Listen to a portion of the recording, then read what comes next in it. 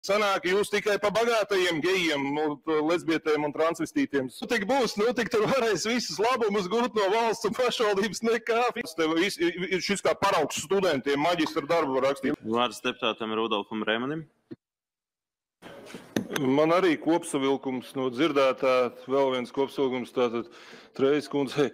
Tātad atceramies pirms kaut kādu laiciņu, nemaldos 2 gadi vai kad bija, ka pieņēma to partnerības likumu, ka tagad toreiz 2 spalvaini geji bārdaini precējās, savs notārs, pat izbraukuma notārs bija naktī, tur 1 sekundi pāri pusnaktī, gaismas pilī pankets bija, salauzājās.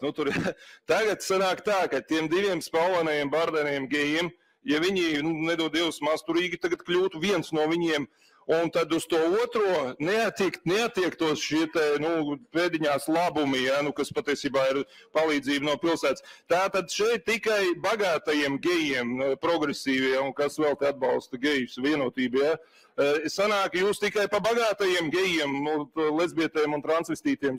Tie, kas ir masturīgie, te teica no departamenta, ka ne, uz tiem neatiecās.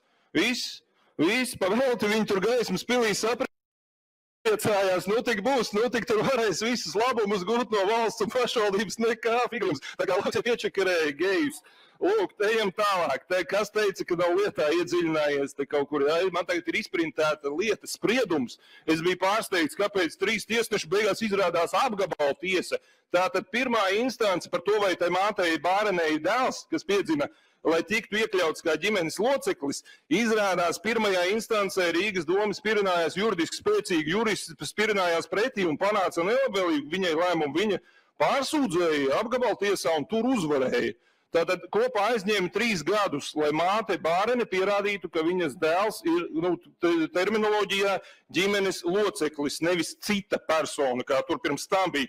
Un tagad viņai ir situācija ļoti nediskriminējoša Eiropas Savienībā, ka viņai ir meita, kurai ir labuma saņēmējs ar statusu, un ja mammai kaut kas notiek, nedodies, tad meita saņem, tad turpina dzīvot, bet dēls, puika, kurš piedzima pirms tam, viņam nav, viņam tagad nav šie te labumi, tad vienam, un tiem pašiem vecākiem tur nav kaut kā, tagad ir tā, ka, puikam nav šāds te status, un tagad vēl sliktāk būs pārējiem visiem, tad lūdzu, un iedomājieties, par to tiesājās 3 gadus, un gandrīz jau uzvarēja pilsēta un pierādīja, ka tā ir cita persona, kas nav viņas dēls, ja ne tam statusam nekvalificējās.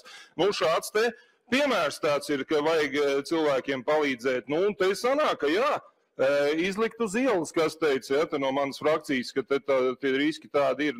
Mēs jau varam skatīties plašāk arī, kas mums te ir, kuri mums te brauc.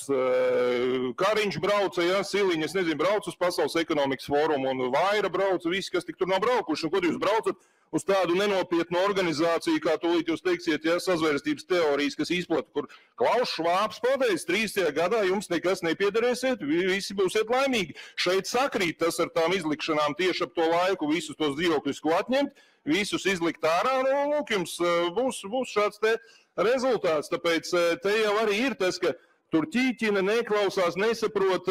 Protams, es jau te vienreiz esmu teicis to frāzi, ka jūsu izpratnē, ko jūs maitas nabagie gribat, te toreiz pa pabalstiem gāju jaundzimušiem runa, te tagad dzīvokļus vēl kaut kādus gribat uz ielas, ir man nabadzīgajiem jādzīvo. Un tad mēs brīnamies, kāpēc Rīgā tik daudz bezpajumtnieki ir, un šis nemaz to neveicinās, šīs te process viss, kur tad viņiem paliks tie cilvēki uz ielas, un tā ir paša problēma. Mums jau kā pilsētai, vai kā valstī būtu jārūpējās par tiem, kas tiešām, ir pazaudējuši kaut kā dzīves vietas, vai ka viņi nevar atļauties, visi tur privatizēt savā laikā vai ko. Te šanāk tā attieksme pēc vēlēšanām ir tāda paši vainīgi. Jo to pirms vēlēšanām vajag teikt. Labi, ka tagad ir Saeimas vēlēšana gads, te jūs varēsiet ar šiem te visiem lēmumiem teikt. 3000 rīdziniekiem, tagad būs stress. Viņiem par nopelniem saņem tos dzīvokļus, tur VF darbinieki un citi, viņiem tagad viņus liks kvalificēties uz masturīgā statusu, ja viņam nedod Dievs piederēs tur laukos kaut kāds zemes pleķīts vai dārziņš, viss nekvalificējās, uzreiz viss brauc uz laukiem, dzīvo, viss Rīgā jūs neesat vajadzīgi vairāk. Nu, šāds te signāls rīdziniekiem ir, tāpēc šis vairāk ir publikai, jā, Rīgas iedzīvotājiem, nu, tādas mums te lietas notiek, bet nu, šis ir kliedzoši, ka 3 gadus mātei jātiesājās un ka te nevis atzina, jā, kļūdu esam pieļāvuši kaut kāds sistēmā gļuks vai kaut kas, nu, lai mātei atvainoties piešķirt to status tam dēlam. Nē, uzstādījums bija uzvarēt tiesā, pirmo instanci uzvarēja, pēc tam vēl otrā knapi māte vinēja, pierādīja, ka tas ir viņas dēls, ka par to te notika 3 gadus. 3 gadus par to tiesājās. Nu, tā ir realitāte. Lūk, spriedums, kas grib, es varu nosaukt lietvedības numurs CA, domzīme 0507, domzīme 24, šķērsvītra 4. Spriedums Latvijas Republikas vārdā, Rīgas apgabala tiesas civilietu tiesas kolēģija. Lūk, šāds tev, šis kā paraugs studentiem maģistra darbu var rakstīt. Jums apvienot laiku, Brēmeņkungs. Jā, no nākamā noņemsim 17 sekundes nost.